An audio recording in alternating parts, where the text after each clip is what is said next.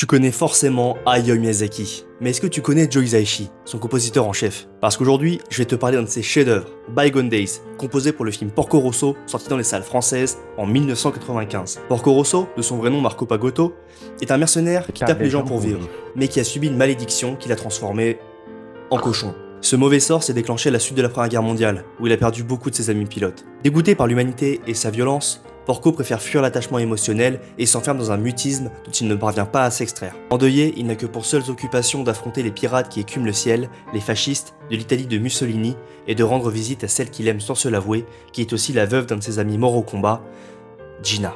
Et c'est là qu'intervient la musique Bygone Days. Porco Rosso est un homme solitaire, qui observe le monde de loin depuis son île déserte, avec tout le cynisme que ses expériences lui ont conféré.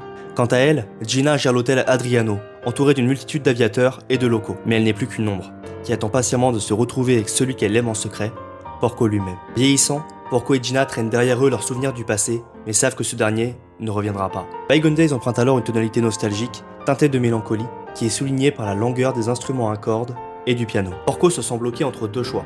Soit s'adapter au nouveau monde comme son ami qui a intégré l'aviation fasciste, soit mourir avec, ce qui lui semble être la meilleure option. La musique intègre bien cette notion de fierté, notamment lors de ses rencontres avec Gina, où elle adopte alors une tonalité plus douce, comme une fuite en avant qui porte le poids des non-dits. Pourtant, cette musique laisse une trace d'espoir, en abandonnant ses mesures les plus lentes à l'approche de la fin du film.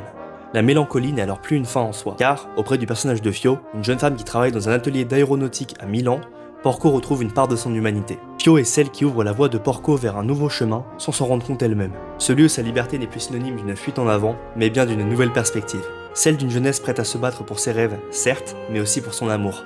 Celle d'une génération qui offre à Marco la possibilité de croire de nouveau en l'humanité et donc de redevenir un homme pour de bon. Tchuss!